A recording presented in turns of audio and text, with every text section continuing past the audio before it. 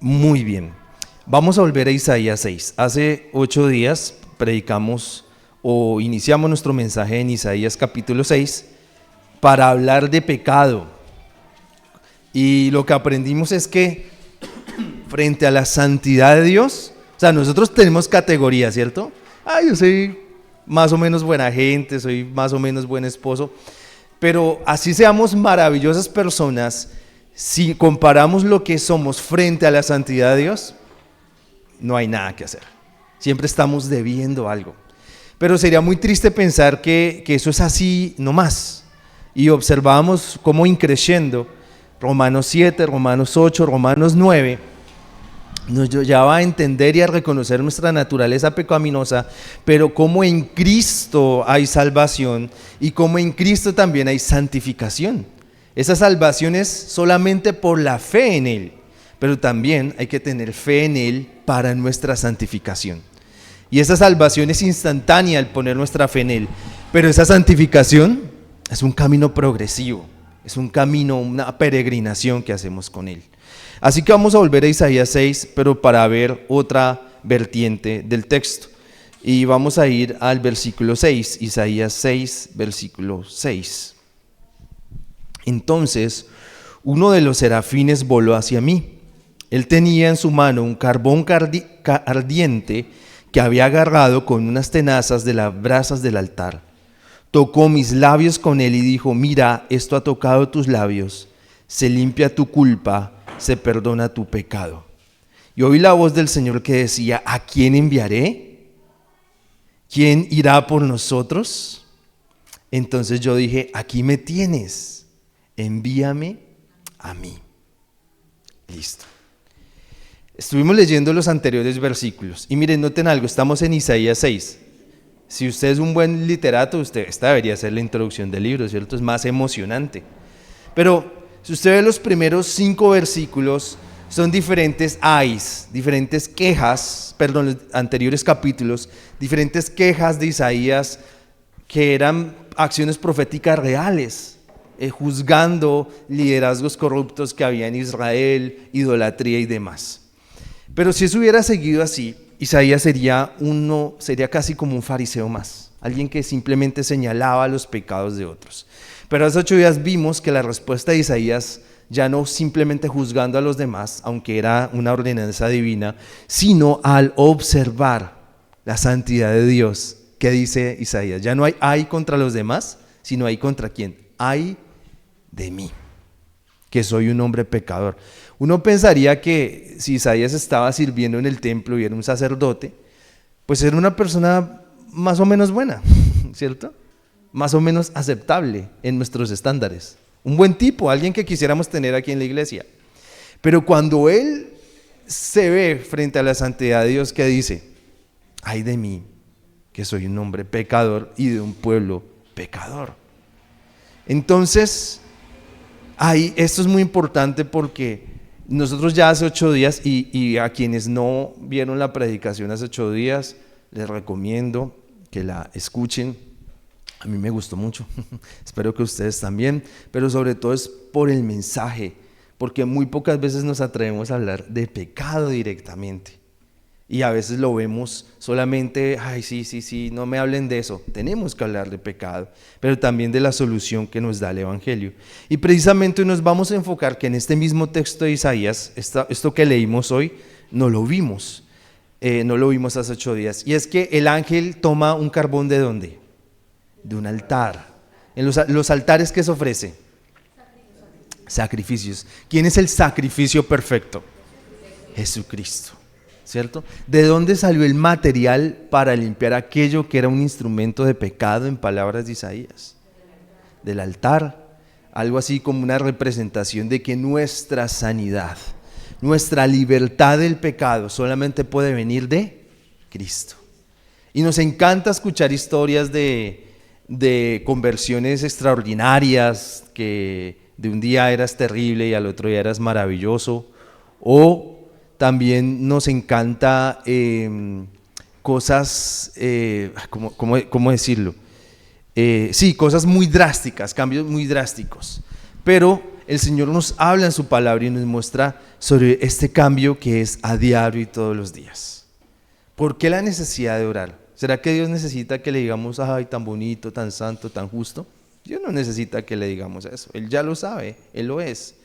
Pero es más bien nosotros quienes necesitamos recordarlo y reenfocarnos en quién es Jesús, en quién es el Señor. Y la respuesta de Dios en el versículo 7 es, mira, esto ha tocado tus labios, se limpia tu culpa, se perdona tu pecado. Y ahí se termina, ¿ya? ¿Cierto? Ya, el problema grande es el del pecado porque básicamente define la eternidad de una persona, entonces ya se acabó, ya resolvimos lo más importante. ¿Sí? No. Sigue una parte y es una pregunta que el mismo Señor hace. Versículo 8, oí la voz del Señor que decía, ¿a quién enviaré? ¿Quién irá por nosotros? ¿A quién enviaré? ¿Y quién irá por nosotros? ¿A quién le está haciendo esa pregunta el Señor?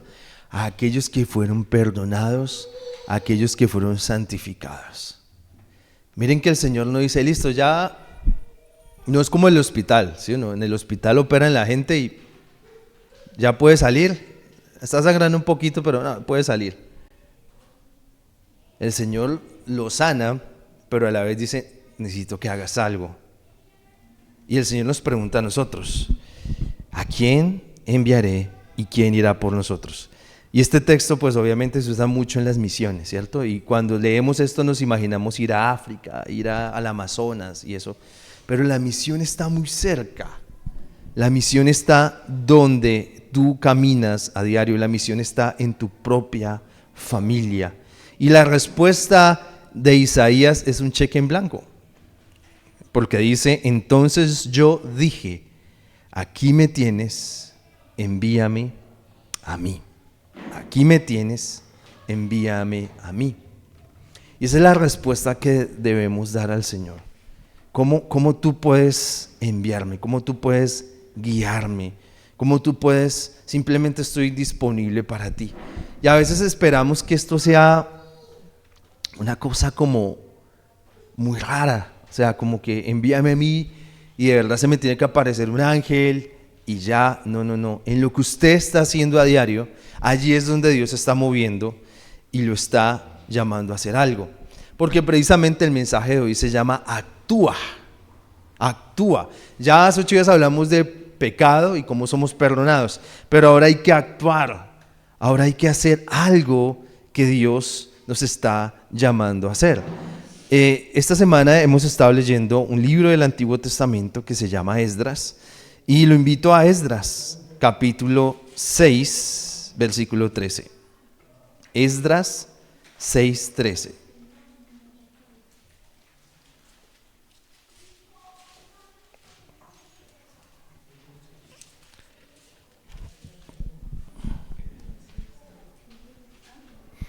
Y antes de leerlo, quiero darles un poco de contexto. Nos encanta este recurso de Bible Project y como vamos a leer Esdras, Nehemías, Esther, en Bible Project el lunes les enviamos un video que une los mundos de Esdras y Nehemías. Y miren qué interesante, estos son detalles que uno no nota, ¿no? Y es como en ambos libros hay como 3 patrones, se repiten 3 patrones. Primero, hay una buena noticia. Les voy a dar unos recursos, un rey extranjero les da unos recursos para volver a su tierra, para hacer el templo, para hacer los muros, pero de repente ¿qué llega? La oposición. Entonces viene una oposición, la primera vez fue una oposición que duró décadas para que finalmente lograran reconstruir, luego lo de Nehemías sí fue en los muros, lo vamos a ver la siguiente semana, no dura mucho tiempo, pero al final de cada una de esas cosas sucede algo que lo deja a uno muy frustrado, como lector occidental, y es que de repente Esdras hace una separación de familias que, de acuerdo a lo que dice el texto, fue las personas las que lo propusieron, más no Dios. Y es un poco raro porque las profecías de Isaías dice que Jerusalén será el monte más alto y a donde irán todas las naciones. Y lo que vemos es que estos hombres, por su contexto y su tiempo y con la necesidad de que Israel otra vez no se desviara, pues fueron muy radicales y provocaron estas separaciones. Pero uno queda como con el sinsabor de que, oiga, pero eso no era, porque la promesa era que Israel, Jerusalén sería el monte más alto y la gente de todas las naciones acudiría a él. Claro, que eso no lo podría hacer Zorobabel, no lo podría hacer Esdras, no lo podría hacer Nehemías. Esas promesas solo se cumpliría a través de Jesús, y solo a través de Jesús.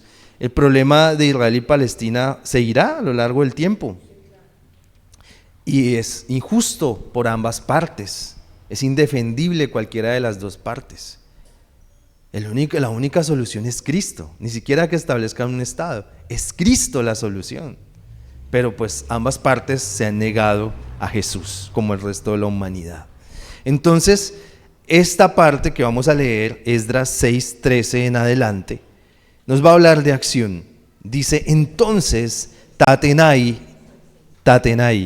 me gusta, Tatenai, hermano Tatenai, el gobernador del área al occidente del río Éufrates, Setar-Bosnai y los hombres que estaban con ellos obedecieron de inmediato la orden del rey Darío.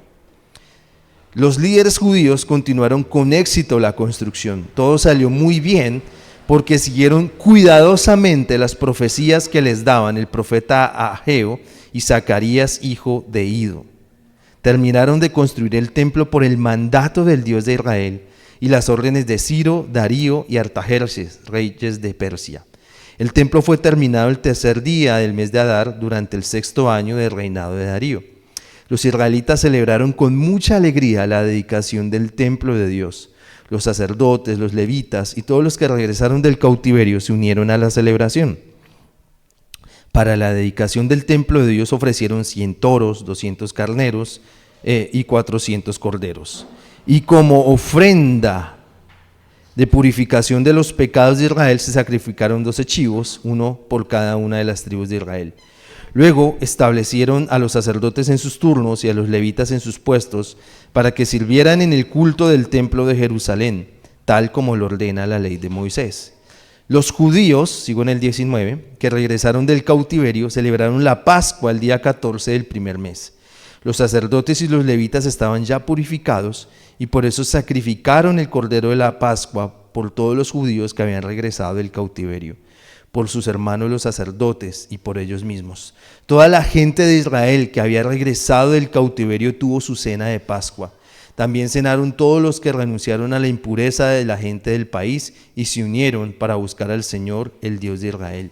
Celebraron la fiesta de los panes sin levadura con mucha alegría durante 7 días. El Señor los había llenado de alegría porque cambió la actitud del rey, haciendo que los ayudara en el trabajo de reconstrucción del templo del Dios de Israel.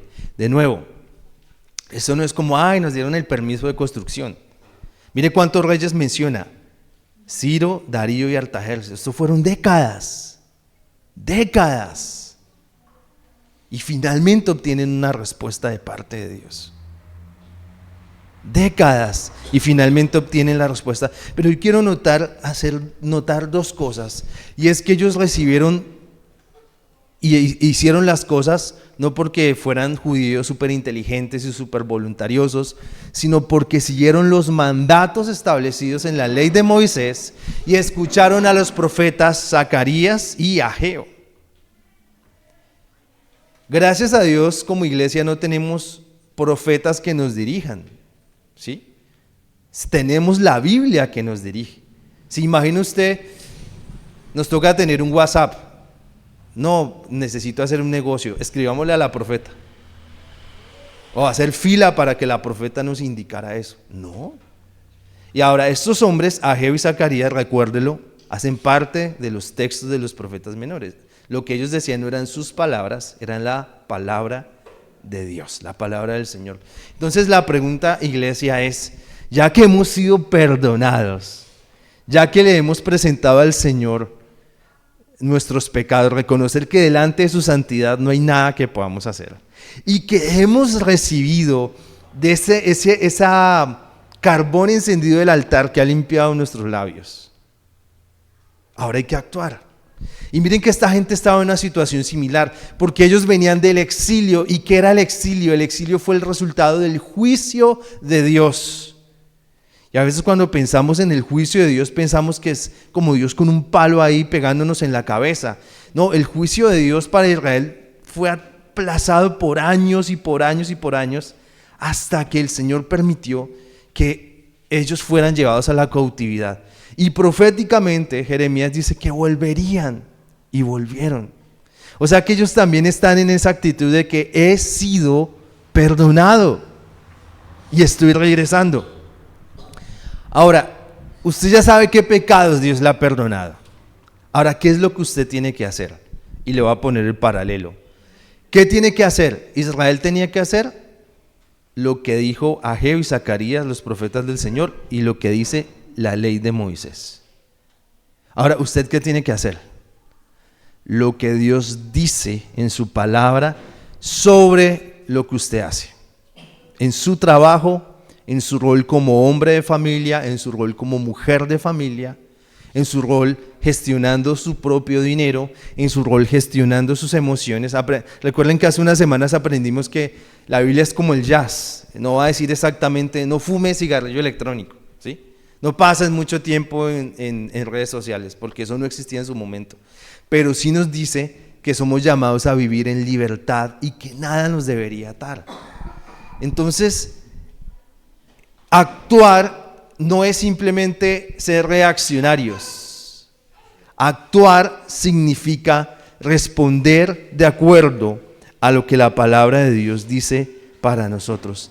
Y miren que todo esto que leímos acá, Pascua, ofrenda por el perdón de los pecados, la fiesta de los panes sin levadura, etc. Llevábamos decenas de años sin que esto se pudiera realizar. Es más, ni siquiera cuando Israel estaba establecido antes del exilio lo estaba haciendo. Y ahora lo están haciendo. No hay vuelta de hoja. Cada vez que un hombre y una mujer van a la Escritura y toman a la Escritura como norma de vida, es inevitable la bendición. Es inevitable el cambio y la transformación. Es inevitable. Y recordemos que ellos tuvieron oposición. En las tres historias, la de Zorobabel, la de Esdras y la de Nehemías, siempre tuvieron oposición. Entonces tú vas a obedecer la palabra, pero va a haber oposición. ¿Y sabes de dónde viene la principal oposición? De nuestra carne. De nuestra carne. Porque es mucho más fácil hacer lo que queremos. Lo leímos en Romanos 7, que lo que realmente este ser espiritual debe hacer. Y es fácil. Hablemos de pecados menores. La glotonería. ¿Quién cuando lleva la tercera torta de don Jacobo no, de Juan Ricuras, que es la que me gusta a mí, dice, uy no, que este pecado tan horrible? ¿Cierto que no? Estamos, qué delicia. Ya después con el dolor de cabeza o la llenura decimos, uy Señor, perdóname, porque comí demasiado, ¿cierto? Era una sola, no tres, ¿cierto? O aquí en el celular, hablando mal de, aquí, ¿quién me sale? Hablando mal de Tatenay. Es que ese Tatenay, si vieras cómo fue vestido a la iglesia, Tatenay está loco. Tatenay, no, y no se siente rico. Tatenay más bruto, en vez de ir a la EPS, fue a la IPS, no, o sea, ¿sí? ¿Quién diciendo el chisme? O sea, el chisme es deleitoso como el pedazo de torta, pero el llamado, ahí ¿quién es la oposición? Es Satanás que se está oponiendo. Es Satanás. Me caí. No, eso fue Satanás que me hizo caer. No, mijo, no puso cuidado. ¿Sí? No, fue Satanás quien me hizo mirar lo que yo no debo mirar. Somos nosotros, en nuestra naturaleza. Evidentemente, Satanás está interesado en que los hijos de Dios no sean hijos de Dios. Pero somos nosotros nuestros principales enemigos. Así que solo hay dos alternativas. O hacer lo que nos corresponde como padres, madres, esposos, esposas, empleados, jefes y el rol en el que usted esté, de acuerdo a los principios bíblicos o de acuerdo a lo que a usted le parece, a su egoísmo, a su ateísmo práctico. Estamos en esa discusión. Así que actuar, ya que hemos sido perdonados de nuestros pecados, es actuar siendo coherentes con lo que la Biblia dice de nosotros. Y por eso, y esa es la razón de que cuando Paula mencionó las herramientas del grupo Mujeres de Honor, ¿cuál fue la primera? La palabra de Dios. No, vamos a seguir este libro de, no sé, de Juanita Costa, para no decir, ¿sí? No, vamos a seguir la palabra de Dios. Los que han estado con nosotros en el retiro de hombres, todo ha estado enfocado en ¿qué? La palabra de Dios. Quienes van a estar en la experiencia del retiro de matrimonios o de parejas, también va a ser así. Todo va a ser basado en la palabra de Dios. Muy bien, vamos a finalizar yendo al Nuevo Testamento, a 1 de Timoteo capítulo 4.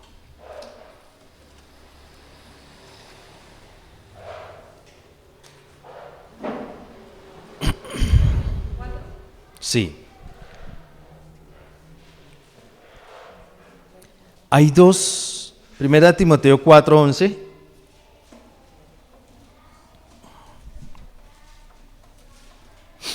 Hay dos textos que son útiles para evaluar a los pastores. ¿Cómo debe ser un pastor? ¿Cómo debe ser un hombre fiel que dirige una iglesia? Y uno es Tito que muestra como la intención, pero otro, como estamos hablando de acción, tenemos que leer este. Y es verdad que es aplicado a los pastores, a las personas que dirigen las iglesias, pero hay algo allí, y es que esos no son como requisitos especiales, ¿no? No es el requisito de un astronauta, 10.000 horas de vuelo, que sea buceador, que pueda hacer tantos push-ups, no es así. Habla básicamente de carácter. No dice qué tan buen predicador es, no dice qué tan carismático es, no dice qué tanto sonríe o qué tan viral podría ser, que esos son los criterios de este mundo, sino estos son los criterios bíblicos, que no solamente deberíamos pensarlo para el pastor, sino para todos nosotros. Dice 1 de Timoteo 4:11. Enseña a todos lo que te digo y diles que lo pongan en. No dejes que nadie te considere menos por ser joven. Sé ejemplo para los creyentes en tu hablar, en tu conducta, en amor, en fe y en pureza. Mientras yo llego, ocúpate de leerles a los creyentes las Escrituras, animándoles y enseñándoles. No se te olvide el don que recibiste por medio de profecía, cuando los ancianos líderes te impusieron las manos. Presta atención a estas cosas y dedica tu vida a hacerlas para que todos vean el avance de tu trabajo. Ten cuidado con tu forma de vivir y con lo que enseñas. Si eres constante, asegurarás tanto tu salvación como la de los que escuchen tus enseñanzas. El pastor que leyó este texto este fin de semana en Bogotá decía, mire, yo empecé siendo soltero. Entonces algunas personas de la iglesia decían, no, pero es un hombre soltero, ¿qué va a saber de matrimonio? Se casó, es un hombre casado pero no tiene hijos. Ya tiene una hija, es un hombre casado pero no tiene varios hijos. ¿Sí? O sea, un pastor nunca va a satisfacer una escala humana, está para satisfacer la escala de Cristo. Lo que Cristo lo ha llamado, lo que dice Tito, lo que dice 1 de Timoteo, los parámetros bíblicos. Y cualquier pastor debería estar muy preocupado por agradar y cumplir esos requisitos bíblicos y no pretender que le guste a todo el mundo. Pero de igual manera somos nosotros, iglesia. Recuerden que este texto es para un pastor, pero lo vamos a transferir a nuestras vidas. ¿Usted a quién pretende agradar? ¿A quién pretende agradar? Muchas veces nuestras reacciones en calle es como por la vergüenza de lo que está pasando y queremos volver a controlar la situación. Y eso no nos lo podemos permitir. Sino decir, bueno, lástima, pasó esto, ¿cierto? Y ya, pero no lo hundas más. Y entiende que estamos en un mundo caído, que tenemos naturaleza caída, que muchas veces vamos a tener reacciones que no son santas. Y una vez más tenemos que ir al Señor y confesar nuestro pecado y arrepentirnos y ser sanados. pero nunca, o sea, frente a un desborde emocional, lo único que nos puede ayudar es arrepentirnos y volver al Señor. Pero cuando pretendemos controlarlo o aparentar, aquí no pasó nada, aquí no pasó nada. ¿Se acuerdan de la abuelita de la película de Disney, Encanto? La casa se estaba desbaratando. Ustedes no ven películas de niños, yo sí, tengo una hija pequeña. Entonces, la casa se estaba desbaratando, a la familia se le estaban acabando los poderes y sale la matrona, la abuela colombiana controladora, y dice, aquí no ha pasado nada. Y todo el mundo se va. Y realmente la casa se está cayendo a pedazos. Entonces, aquí no ha pasado nada, no nos sirve. Sino nos sirve ir al Señor y decir, aquí está pasando de todo, Señor. Ven, sáname, ayúdame.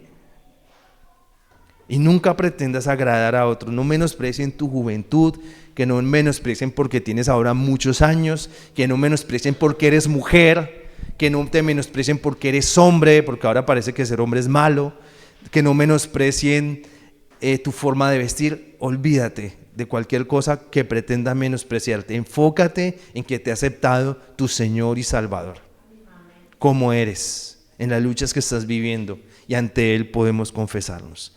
Pero se nos exige ser, miren la atención, sé ejemplo en tu hablar, en tu conducta, en tu amor, en fe y en pureza. ¿Eso es que el tipo sea perfecto? No, que el tipo trabaja para hacerlo y que cada día logra un avance, pero perfecto no va a ser. Los pastores no somos perfectos, los hombres y un matrimonio es complicado porque es la unión de dos pecadores, pero en la gracia del Señor algo puede resultar allí. Pero, ¿qué le dice también Pablo en el versículo 13? Y otra vez, lo que leímos en Esdras, ahora lo leemos acá. Ocúpate de leer a Condorito, ¿no? Ocúpate de leer las redes sociales. El País, El Tiempo, El Espectador. El País, El Tiempo, El Espectador. Pulso, Cambio, Semana, lo que dijo el uno, lo que dijo el otro. ¿No es increíble? ¿No es increíble la estrategia de los gobernantes de este tiempo? Lanzar una locura tras otra. O sea, no han dicho una locura cuando hacen otra, sin importar si son de izquierda o derecha. Desde que sea gobernante de país lo hace, lanza locuras. Entonces la gente va y dice, ay no, se va a destruir. ¿Y qué ha pasado? Nada. La carretera sigue siendo la misma, los que trabajamos seguimos siendo los mismos. Es igual que cuando la selección Colombia gana o pierde un partido, no pasa absolutamente nada. Al otro día hay que seguir trabajando, al otro día hay que madrugar, al otro día hay que preparar el desayuno. No vivamos de las palabras de hombres y mujeres insensatas que gobiernan esta tierra, sino rindámonos a la palabra de Dios. Enfoquémonos. Es muy gracioso porque la gente dice, no hay que ver las noticias porque si estalla una guerra no hay nada que hacer. ¿Usted qué va a hacer? ¿Es Iron Man? Ya. Entonces, afianzados en el Señor, en su gracia y su misericordia, lo que Dios nos ha hablado desde comienzos del año, bajémosle el volumen al ruido de este mundo, subámosle el volumen a la voz del Padre. Versículo 15, presta atención al Señor, dedica tu vida a hacer estas cosas para que todos vean lo perfecto que eres. ¿Qué dice la PDT? ¿Qué dice? El avance de tu trabajo. Porque la santificación, aunque es del Señor y es su voluntad, implica un trabajo activo de parte nuestro, tomar decisiones. Ten cuidado con tu forma de vivir y con lo que enseñas. Si eres constante, asegurarás tanto tu salvación como la de los que escuchen tus enseñanzas. Esto es duro como pastor, porque el Señor nos está diciendo a los pastores que podríamos nosotros estar perdiendo nuestra salvación, aunque otras personas sean salvas. Y yo recuerdo en una época de mi juventud, top de ministerio, donde hacía parte de una iglesia que todos los domingos tenía 100, 150 personas, donde teníamos un equipo de alabanza, etc. Yo recuerdo que yo no leía la Biblia, simplemente la abría para buscar el mensaje que me tocaba una vez al mes, o para leérsela al equipo de alabanza. Recuerdo que en plataforma estábamos todos felices, pero que mientras ensayamos estábamos tristes porque algunos se habían ido, sabíamos que varios de los que estaban en la banda realmente estaban desconectados del Señor. Y eso fue una época muy mala. Y yo creo que si yo no me hubiera ido a Bogotá y el Señor me hubiera permitido llegar a una iglesia donde empecé de cero, cero, cero, donde nadie le importaba si era músico, predicador, nada, sino que era una oveja más y el Señor me permitió reiniciar mi vida, probablemente yo me hubiera perdido, porque mi vida estaba totalmente desconectada de Dios. Entonces la pregunta es, chévere, gracias por venir hoy y nos encanta tener este lugar lleno. Gracias por su servicio en la casa de Dios. Pero ¿qué dice el Señor? Ten cuidado de ti mismo. No permitas que el afán del trabajo, el afán del servicio en la iglesia, cumples, pero al final te das cuenta que estás lejos del Señor. Esa no es la voluntad del Padre. La voluntad del Padre es que como pastores e iglesia estemos cercanos al corazón del Señor y luego podamos servir y experimentar su gracia en otras personas. Vamos a hacer algo diferente. Yo quiero que cantemos juntos y nos enfoquemos en esa palabra, nos enfoquemos en actuar bajo la fidelidad de Dios.